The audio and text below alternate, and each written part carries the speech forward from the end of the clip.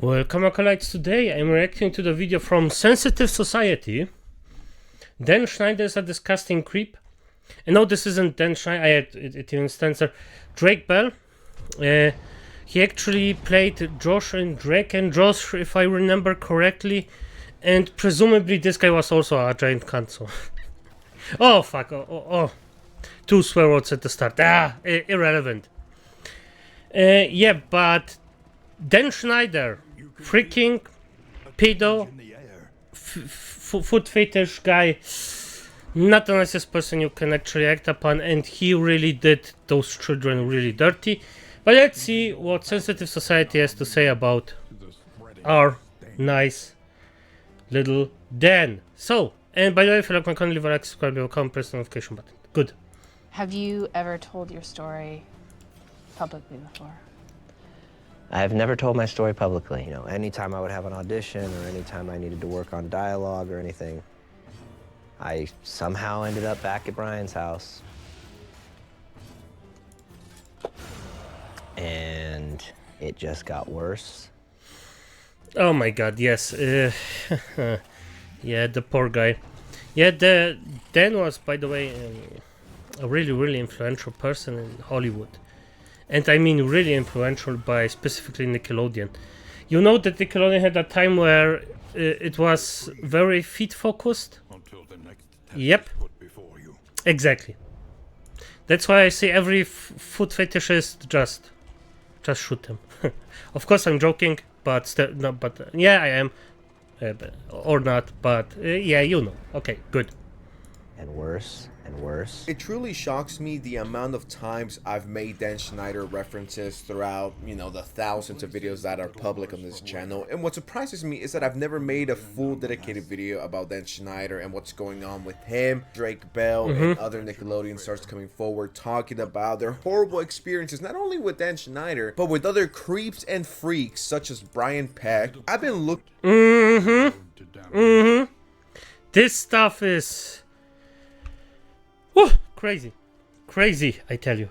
Looking at this for the last 2 to 3 days, and just look at this guy right here. This is that guy who went to jail for a few months after, and I don't even have to say allegedly, after he sexually assaulted Drake Bell. Sometimes you can just tell when you're watching, when you're looking at a creep. This guy just has a pedophile face, if you will. Some people can hide it, and some simply cannot, and well, this guy known as Brian Peck is one of them. Okay, and sorry, I had to sneeze there, but... what did he just say? You're watching when you're looking at a creep. This guy just has a... Yep, pedo. This just screams pedo. Yep, he's correct about that. Pedophile face, if you will. Some people can hide it, and some simply cannot, and well, this guy known as Brian Peck is one of them. And this is when we get into the whole Dan Schneider situation. He was the producer behind some of Nickelodeon's biggest shows, Kenan and Kel, The Amanda Show, Drake and Josh, Zoe 101, iCarly, Victorious, Sam and Cat, which flopped. So yeah, he had a pretty big role when it comes to working at Nickelodeon. He had a pretty... And yes, as I said, a really big beast in his times, and I mean it. He really got things done. But as I said, a pure creep. Comfortable seat. Now everyone here and their mama knows exactly how much of a freak Dan Schneider is, and this picture, I don't even have to say anything. There's legitimately no reason why this needed to be filmed. Dan Schneider was extremely, and I mean extremely, into feet. If you search up Dan Schneider feet, I mean, here we have another one. Here we have another example of Dan Schneider's foot fetish, and here we have another example. Oh my god, this was... I don't know, but the faces just make me uncomfortable, and I mean really uncomfortable. It's specific, the freaking faces. I don't even know why. Ugh. You get the point, and of course everyone knows about this image. This image right here straight up feels illegal. I feel like... oh my god, this is... I don't know how old the actress was at this point, but did you just see this? Did you just... like, if that's not creepy to you, what the fuck are you doing? Everyone knows about this image. This image right here straight up feels illegal. I feel like I'm going to jail just for looking at it. So I'm just gonna stop right here. You get the point. Dan Schneider, huge creep. And yesterday, Dan Schneider responded. He made this video called Dan Schneider Talks About Quiet on the Set. And in case you guys don't know, Quiet on the Set is a show that's going on Max, I believe, where they're getting Nickelodeon stars such as Drake Bell to talk about their experiences working at Nick. I mean, just take a look at this clip. It was a different time, so I think it was a little easier to go to and from a courthouse and not worry about Twitter that night or TMZ paparazzis being there. On the day of sentencing for Brian, I get to the courthouse. It was the most unbelievable thing I'd ever seen. His entire side of the courtroom was full. Full. There were definitely some recognizable faces on that side of the room. And my side was me, my mom, and my brother. I'm sure some top Nick executives were right there to protect this fucking creep that is Brian Peck. And like I said, he did go to jail. He is a convicted sex offender. He was arrested on August 19, 2003. At least that. To be honest, at least this was the bare minimum for F's sake. But yes, he went to jail, and that's, for fuck's sake, yes, he deserves for it. lewd conduct with a minor. And then this is where it gets crazy. After his release, he was hired to work on the Disney Channel Sweet Life of Zack and Cody. He did voiceover for 3 episodes, but was later fired by Disney after his conviction came up. Brian had been convicted, but getting all of this support from a lot of people in the industry, and yeah, I was pretty shocked. Yes, yes. If you seen the court date, just look it up. He got so many people defending him, but of course he was the cash cow for a lot of them. So of course he actually got defended. Because at the end, money talks. And money can talk pretty loudly. So, you know, but still, I don't think that's good.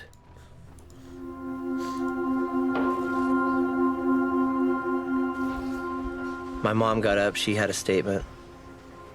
I wasn't going to address Brian. There was no reason to. I addressed my statement to everyone in the room. I looked at all of them, and I just said, "How dare you?" And I said, "You will forever have the memory of sitting in this courtroom and defending this person.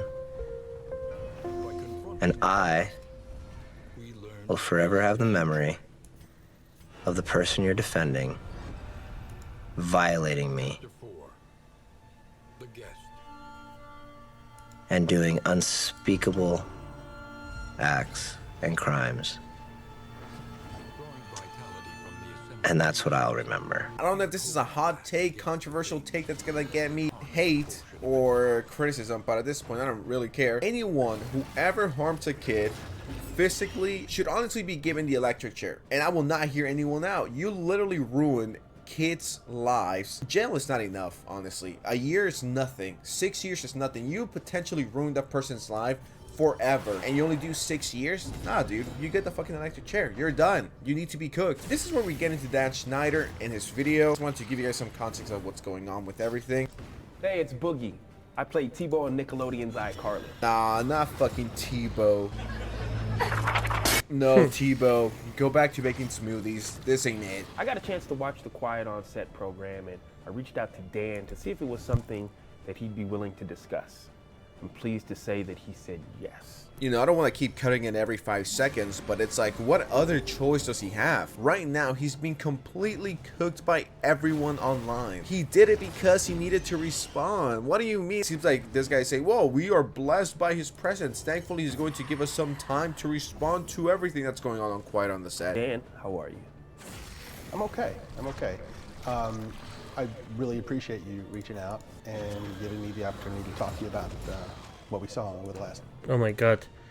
Yeah, so this guy is also in it because it's, yeah, of course he is.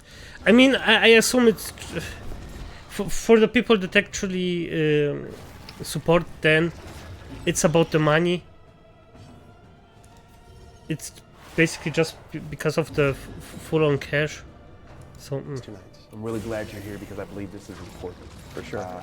We've got a lot of things to unpack. But before I dive into my list of topics that I'd like to discuss, is there anything you'd like to start off with? Absolutely. Watching over the past 2 nights was very difficult. Me facing my past behaviors, some of which are embarrassing and that I regret. And I definitely owe some people a pretty strong apology. Let's talk about the massages. Okay. Watching the content yesterday, it was disturbing. It was wrong. It was wrong that I ever put anybody in that position. It was the wrong thing to do. I'd never do it today. I'm embarrassed that I did it then. I apologize to anybody that I ever put in that situation.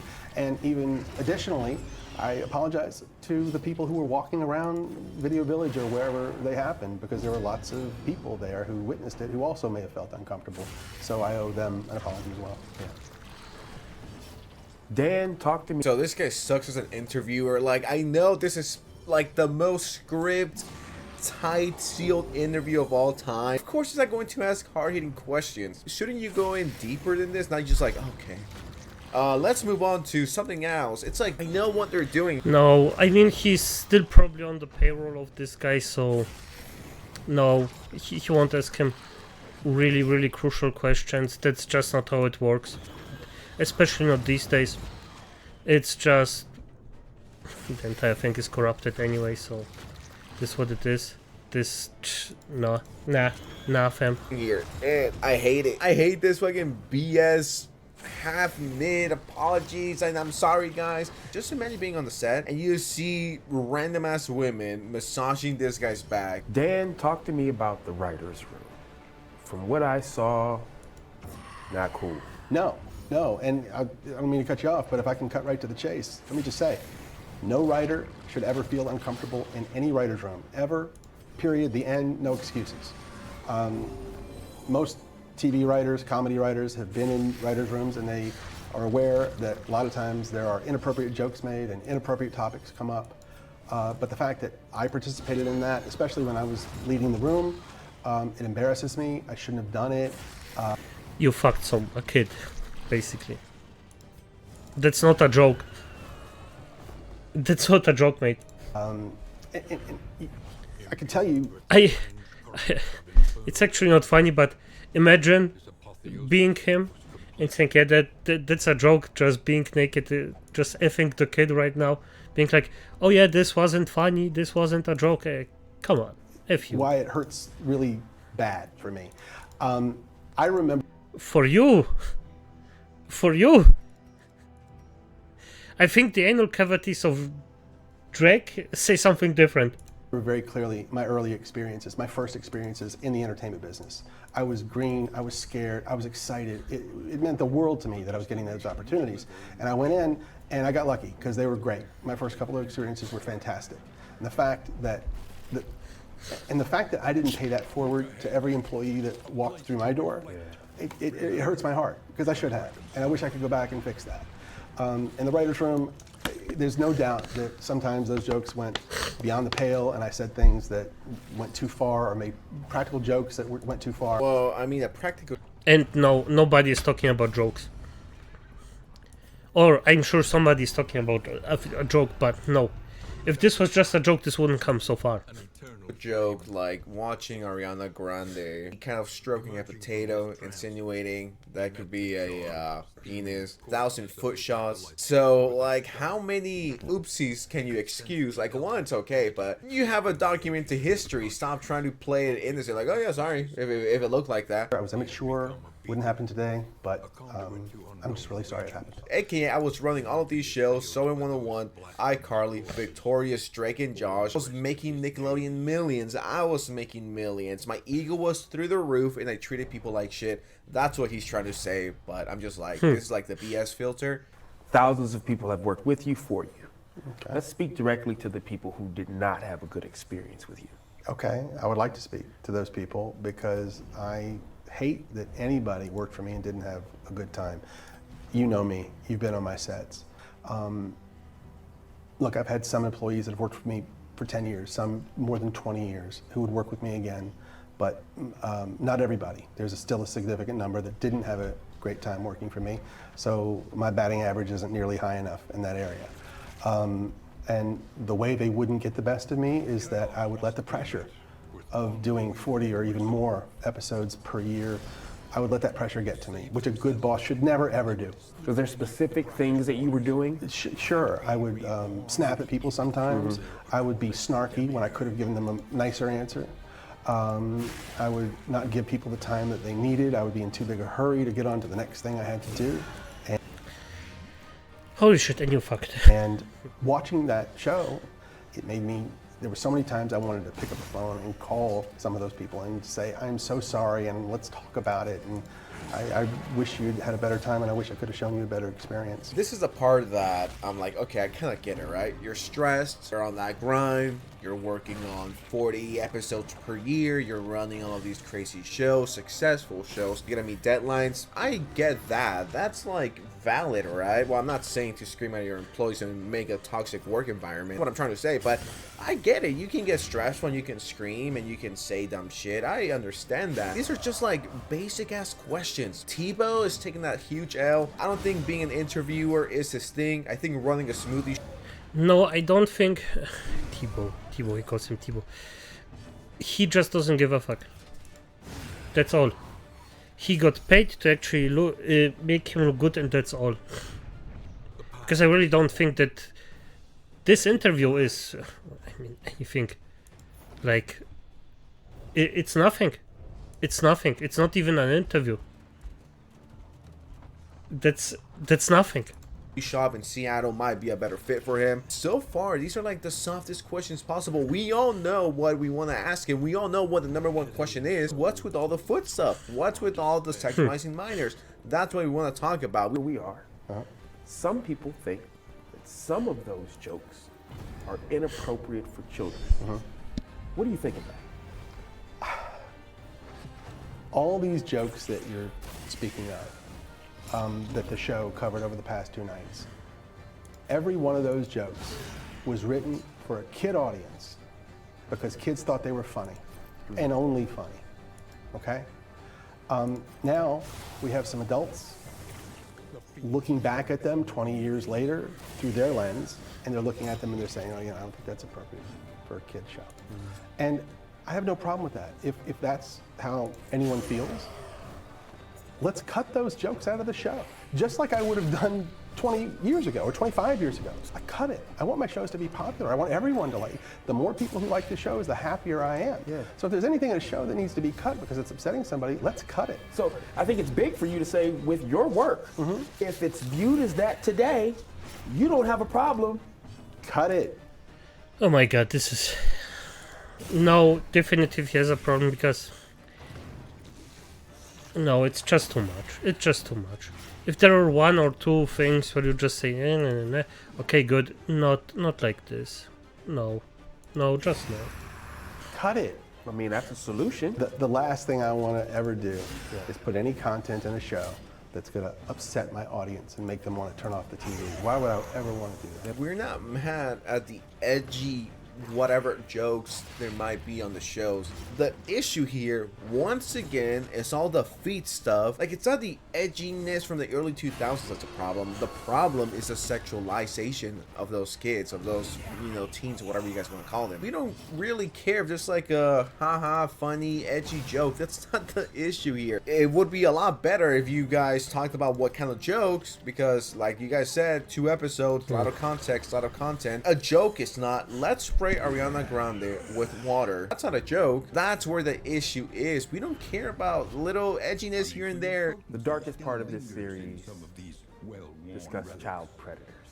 Now, I want to make sure that we clear a couple of things up. Okay. Brian Peck was not hired by you. No, I did not hire Brian Peck. This was a Tolan Robbins production? Yeah. And when Drake and I talked and he told me what had happened, I was more devastated by that than anything that ever happened to me in my career thus far. And I told him, I'm here for you. What do you need? Which Drake mentioned in the show that we watched last night. And next, I heard that he went to court when this guy was being tried, Peck. And when Drake walked in, he saw 50 people sitting on the side of the courtroom supporting Peck. A lot of them pretty famous. Of course, Drake was devastated that that happened.